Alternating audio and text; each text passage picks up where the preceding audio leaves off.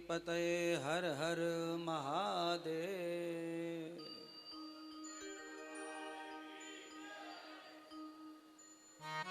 सद्गुरु भगवान श्री सूत जी, श्री नारद जी श्रीमद् भागवत कथा का अलग अलग महामंडन कर रहे हैं। कल हमने भागवत की कथा की महिमा सुनते सुनते ये जाना कि भागवत के प्रभाव से भक्ति प्रसन्न हुई, ज्ञान और वैराग्य चेतन हुए, ब्रह्मा जी परम शांति को प्राप्त हो गए।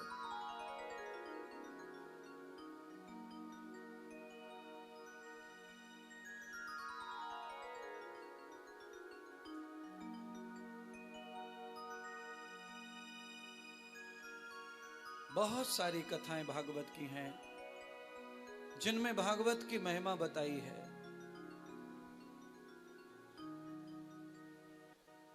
आज भगवान सूत जी ने सौनक आदि 88,000 ऋषियों को भागवत का ही पाठ सुनाया। नारद जी मैत्रेय को निरंतर कथा श्रवण करा रहे हैं और गार्गी और मैत्रेय भागवत में ऐसे लीन हो गए कि अनन्य समय तक भागवत का श्रवण करने का संकल्प लिया।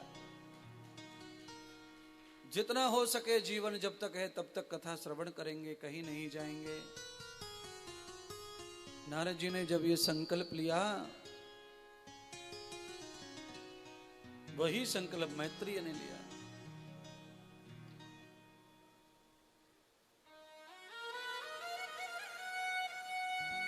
आज उसी संकल्प के साथ हमारे यजमान सभी श्रोता हैं और मैंने भी संकल्प लिया है कि मैं भी निरंतर नित्य कथा सुनाऊंगा, आपका कल्याण करूंगा।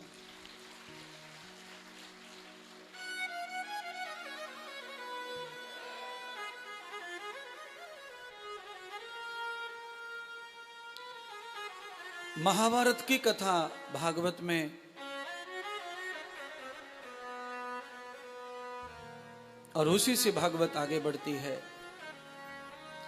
श्रीमद् भागवत कथा के मंगलाचरण के बाद में ये महात्म सुना करके भागवत में प्रवेश कर करके महाभारत की कथा सुनाने लगे नारद जी। और उस महाभारत की कथा से नारद जी ने अनेक सारे कर्म का, धर्म का ज्ञान दिया।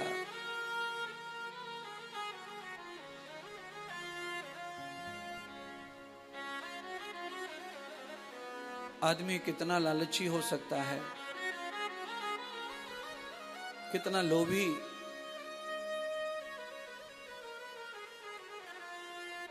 दुर्योधन से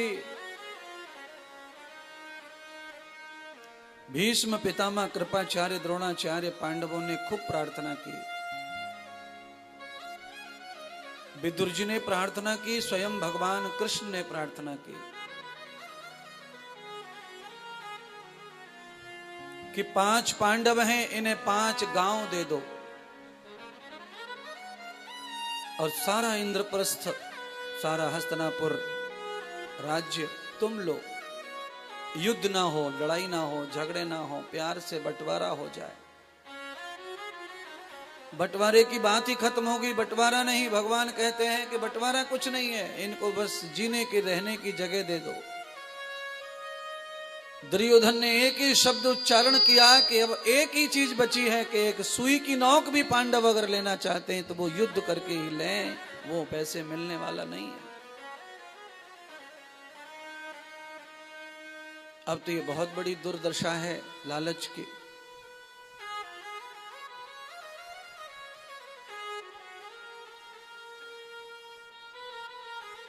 सुई की नोक के बराबर भी धरती अगर पांडवों को चाहिए तो युद्ध करना पड़ेगा।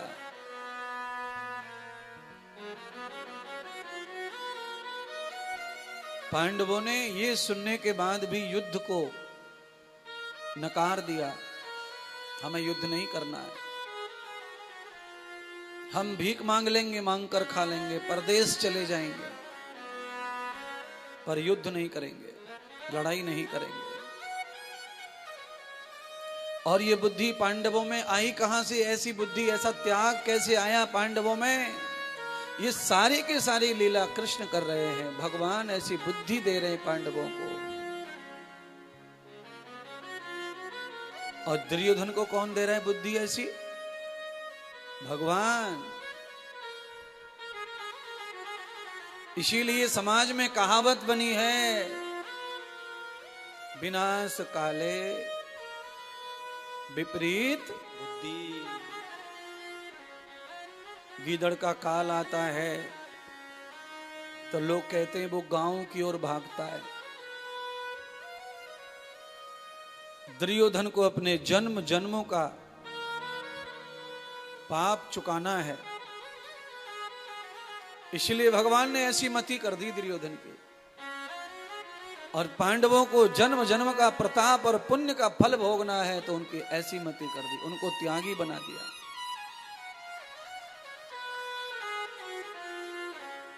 अब ये कथा समझ में आपकी आ गई है कि पांडवों में और कौरवों में जो युद्ध हुआ है, उस युद्ध में बंटवारा या धन वैभव का कोई झगड़ा नहीं है। पांडवों ने सब छोड़ दिया, कुछ नहीं चाहिए।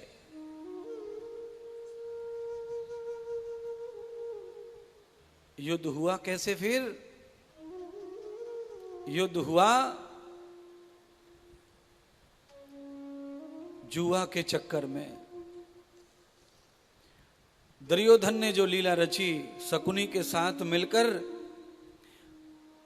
उस मामा ने, उस रिश्तेदार ने जो सपोर्ट करके जो बुद्धि दी और पांडवों को बुलाया जिस बहाने से, और जुआ हुआ। धीरे धीरे पांडव एक ही रात में सब कुछ हार गए अपना। स्त्री भी दांव पे लगा दी और ये सारी चाल शकुनी की। द्रौपदी के साथ में जब ये हादसा हुआ तो द्रौपदी ने यह निश्चय करके कहा कि यह अधिकार तुमको किसने दिया?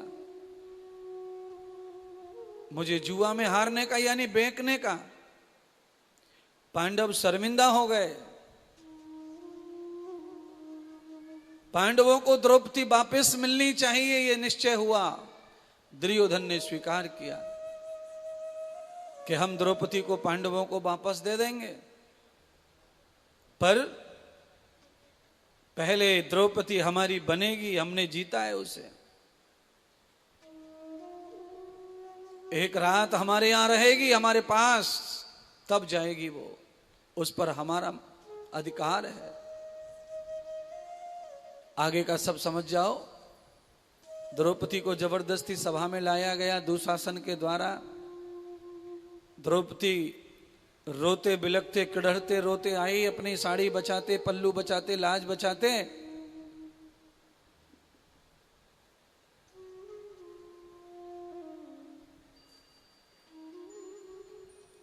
ये सारी घटना की गवाही कौन कर रहा है? सारी घटना की साक्षी पांचों पांडव कर रहे हैं। भीष्म पितामह कर रहे हैं, द्रोणाचार्य, कृपाचार्य, धृतराष्ट्र, गांधारी, ये सारे के सारे लोग वहां हैं। और दुशासन जबरदस्ती कर रहा है तो न्याय दुशासन की तरफ से, दुर्योधन की तरफ से न्याय ही हो रहा है, पर सामाजिक दृष्टि से अन्याय है। जुआ में जो हुआ उसके द्वारा पाया हुआ धन द्रौपदी, पर समाज दृष्टि ये अच्छी नहीं है। समाज में इसको जगह नहीं ऐसी चीजों को। और भैया भागवत का मानना है कि समाज में जिन चीजों के लिए स्थान ना हो वो कदापि नहीं करें, चाहे वो अधिकार में क्यों ना हो।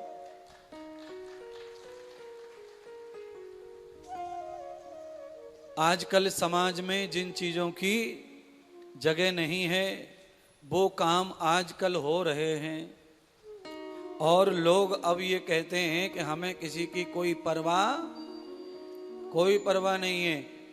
हम किसी दूसरी औरत के साथ थोड़ी कुछ कर रहे हैं, हम तो अपनी पत्नी के साथ में जा रहे हैं, आ रहे हैं, खेल रहे हैं, कूद रहे हैं बाजार में।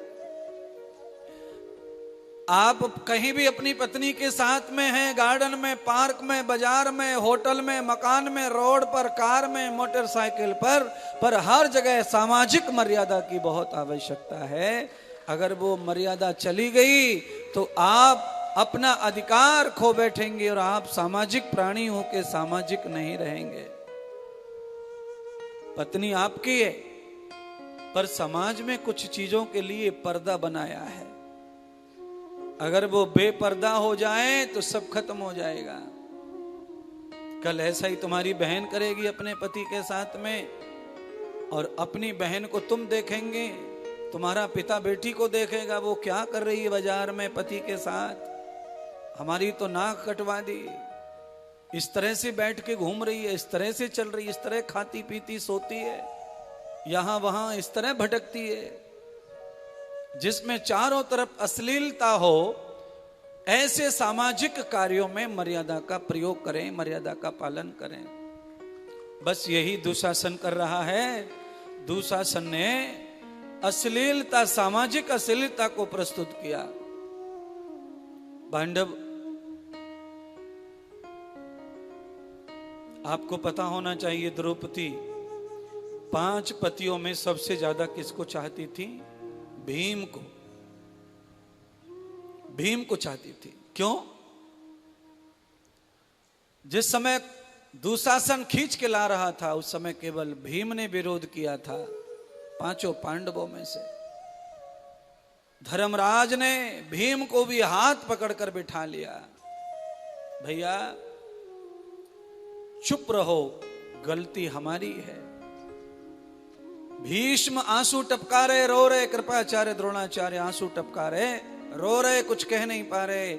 आज एक नहीं करोड़ों बुजुर्ग हैं जो आंख बंद करके रो रहे हैं, पर अपने ही बच्चों से कुछ कह नहीं सकते। वो इस तरह जीवन जी रहे महाराज। आंख बंद करनी पड़ रही है बूढ़े बड़ों को। बालक इतने ज्यादा ओपन हो गए, उजागर हो गए कि बुजुर्ग रो रहे, मजबूर होकर मस्तक झुका कर रहते हैं। क्योंकि रहना तो वहीं है, जाए कहां, मर सकते नहीं। यही भाषाएं आपने महाभारत देखा होगा टेलीविजन पर, तो एक्टिंग करते हुए भीष्म और द्रोणाचार्य यही कह रहे हैं, आपस में रो रहे हैं एक दूसरे को। धरती फटती नहीं, प्राण जाते नहीं, मरा जाता नहीं, जिया जाता नहीं, क्या करें। कृपाचार्य भीष्म बातें करते हैं आपस में। द्रोणाचार्य ऐसा ही कहते हैं। बच्चे कहां तक ले जाएंगे बुजुर्गों को, दुख देंगे, कोई नहीं बताएगा।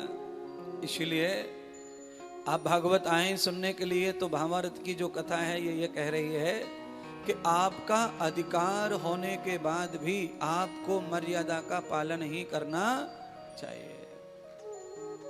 आप एकांत में अपने घर में अपनी पत्नी से चाहे जैसा रिश्ता व्यवहार करो, वो सब धर्म आपको लागू है, और आप अधर्म नहीं कर रहे हैं। कुछ भी जो कुछ है आप करो, पर एकांत।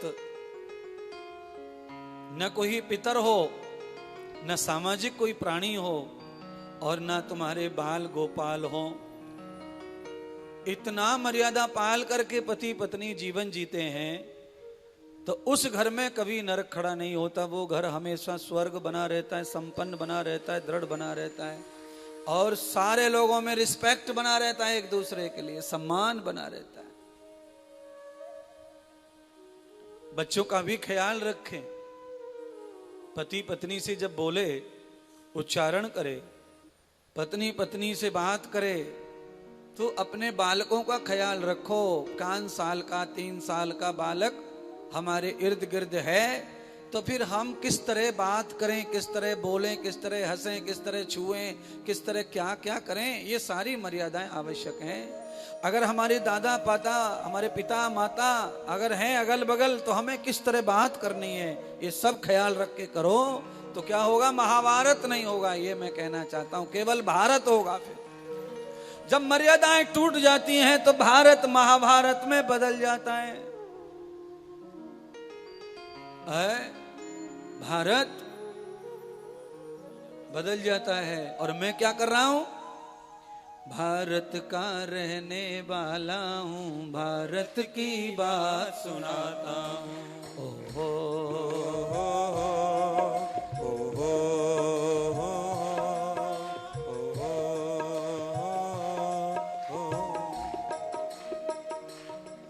इस युद्ध का नाम महाभारत क्यों पड़ा? 22 साल पहले युद्ध हुआ, उसका नाम कारगिल युद्ध क्यों पड़ा? कुछ तो होगा।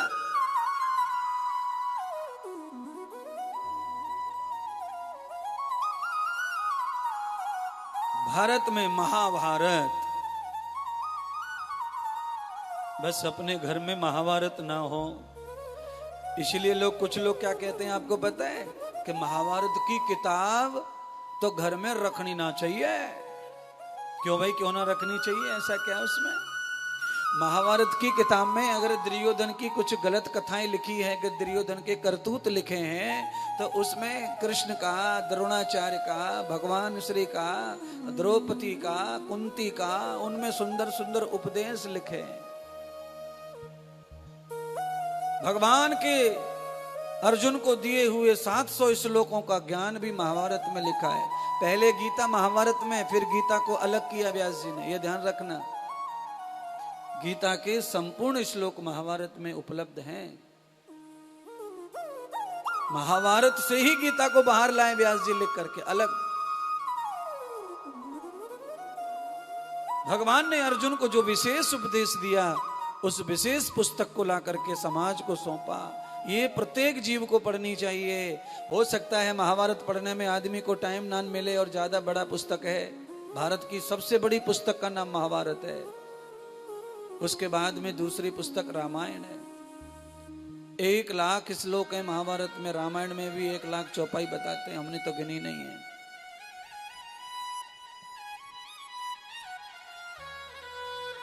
पर महाभारत प्रथम पुस्तक है, सबसे बड़ा।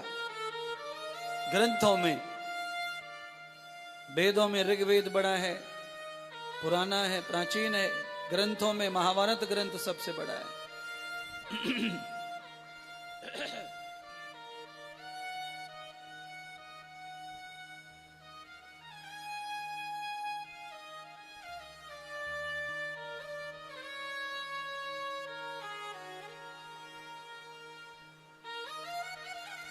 कथा को इस तरह समझ लो कि आखिर में युद्ध की घड़ी आ गई और युद्ध हुआ। युद्ध में सबने सबसे आशीर्वाद लिए, वरदान लिए, सबने सब कुछ मांगा। कृष्ण के पास में दुर्योधन भी गया कि कृष्ण, तुम्हें मेरे साथ युद्ध करना पड़ेगा। भगवान कृष्ण विश्राम कर रहे थे, सो रहे थे, आराम कर रहे थे। दुर्योधन जाकर बैठ गया भगवान श्री कृष्ण के सिरहाने। सोते को जगाते नहीं है, दुर्योधन ने जगाया नहीं। कृष्ण जब उठेगा तभी वार्ता करूंगा। अर्जुन को भी जाना था आज ही। दुर्योधन सुबह गया, अर्जुन शाम को गए, दोपहर को गए, लेट गए, समझो। दुर्योधन बैठा मिला सिरहाने, अर्जुन जाकर के भगवान के चरणों में प्रणाम करके उनके चरणों में बैठ गए। जैसे ही अर्जुन पहुंचे, कृष्ण भगवान के नेत्र खुले, और नेत्र खुले तो भगवान ने अर्जुन को देखा, दुर्योधन को नहीं देखा।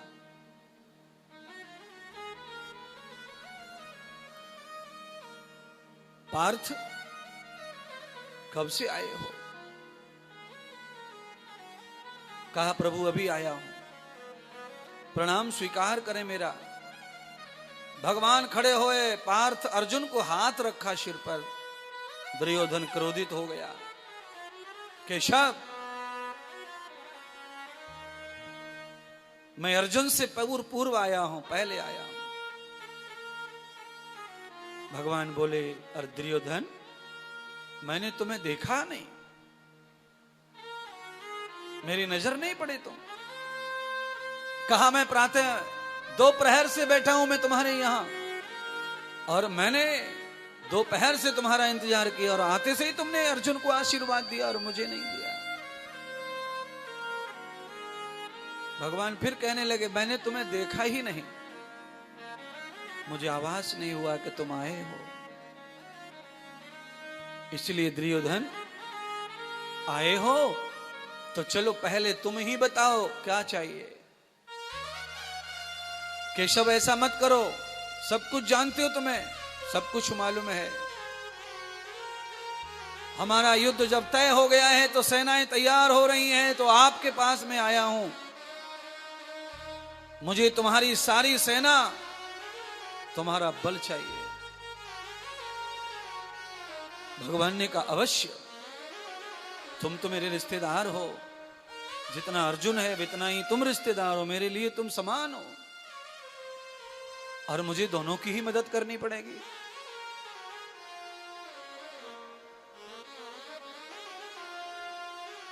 पहले तुमने कहा है तुम ही मांग लो, पहले क्या मांगना है। मैंने अपने पास में दो चीजें रखी हैं, एक तरफ तो मैं अकेला रहूंगा निहत्था, और एक तरफ मेरी सारी सेना अस्त्र शस्त्र के साथ रहेगी।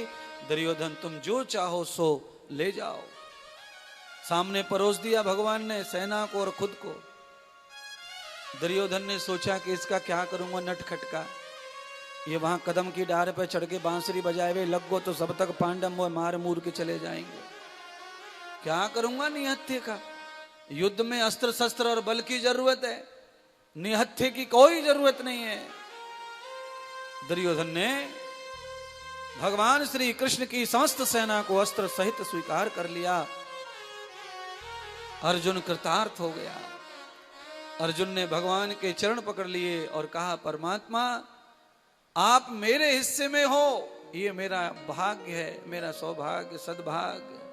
मैं तो सेना लेने आया नहीं था परमात्मा, अच्छा हुआ मुझे सेना मिली भी नहीं।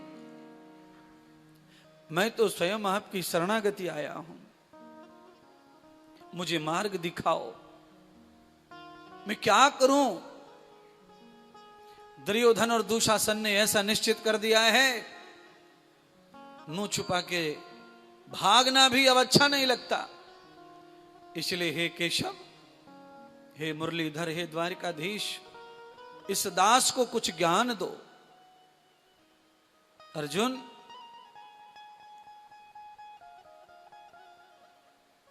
संसार में कभी जब ऐसा सामना हो जाए तो आदमी को खड़ा होना चाहिए।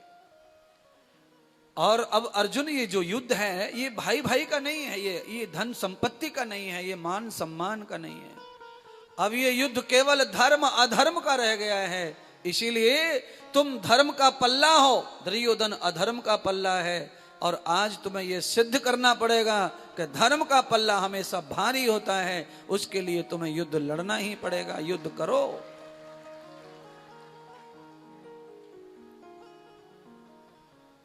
अर्जुन को भगवान समझा रहे हैं, और महाराज अर्जुन के साथ में भगवान आ गए हस्तिनापुर में। महल बन गए, जगह बट गई। भगवान तो थे लीलाधारी, राजनीति से पूर्ण। भगवान ने द्रौपदी को भीष्म पितामह के पास भेज दिया, जाओ युद्ध प्रारंभ होगा पर्वों से, 2 ही दिन बचे हैं, जाकर के भीष्म से आशीर्वाद लेके आओ। भीष्म के पास में जब द्रौपदी पहुंची तो भीष्म ने भी बहुत सारी वार्ताएं द्रौपदी से संवाद किए। अंत में भीष्म ने द्रौपदी को सदा सुहागन का वरदान दे दिया। भगवान श्री कृष्ण ने भी द्रौपदी को सदा सुहागन का वरदान दिया। और भगवान कृष्ण ने द्रौपदी को यह वरदान भी दिया कि जब तक तू है तेरे पति नहीं मरेंगे। तेरे पतियों की मृत्यु तब आएगी द्रौपदी जब तू मरेंगे, तू नहीं तो तेरे पति जाएंगे, तू है तो तेरे पति नहीं मरेंगे। ये मेरा वरदान है, ये मेरा आशीर्वाद है। अब तो ये बात पक्की हो गई कि महाभारत हो चाहे कोई और युद्ध हो, भगवान ने जब कह दिया कि 5 पांडवों के प्राण द्रौपदी में हैं, तो द्रौपदी जब तक है तब तक उनके प्राणों को कोई संकट नहीं आएगा। अब इस बात से काली आप द्रौपदी की कथा समझ करके ना, आप ये कथा इस तरह भी समझ लो कि भगवान ने सभी स्त्रियों को यह वरदान दिया हुआ है कि पति का प्राण पत्नी में है। अगर पत्नी उस तरह की है तो पति को वो हमेशा जिंदा रख सकती है, पति उसका नहीं मरेगा। और केवल द्रौपदी ऐसी नहीं है, ऐसी अनेक स्त्रियां भारत में पैदा हुई हैं जिन्होंने पति को मरने दिया नहीं और मरे पति को भी जिंदा कर लिया।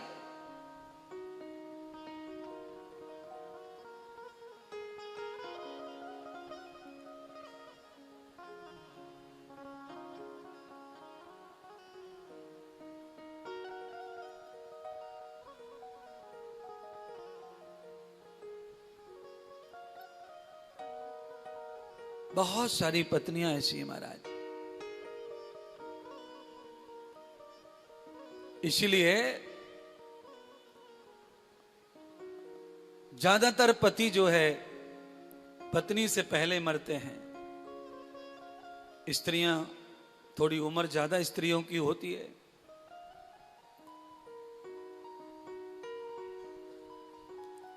पत्नी अपने जीवन में चाहे अच्छा जीवन जी के भी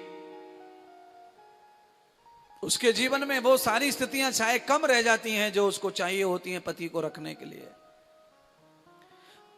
एक स्त्री अच्छी होके भी उन चीजों से अपरिचित रहती है जो उसको करना चाहिए था और वो कर नहीं पाती है।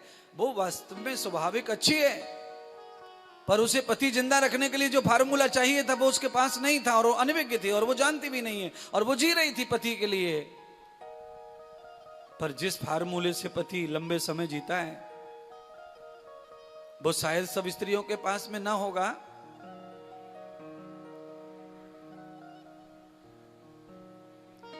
ऐसा ज्ञानी कहते हैं कि जिस स्त्री ने सपने में भी किसी पर पुरुष को नहीं देखा हो वह स्त्री अपने पति को जीवित रख सकती है, कितने भी दिनों तक, कितने भी उम्र दे सकती है उसको। पर पुरुष सपने में भी कोई पुरुष ना आया हो, दूसरा विचारों में भी ना आया हो और कभी पत्नी के मुंह से यह शब्द ना निकला हो कि मेरे भाग्य में क्या लिखा है? उसका देखो, उसका कैसा पति है, उसका कैसा है, उसका कैसा है, उसका कैसा है। यानी कि दूसरे के पति में महानता दिख रही हो, अपने पति में ना दिखे, तो इस स्थिति में भी पत्नी अपने धर्म से डिग जाती है।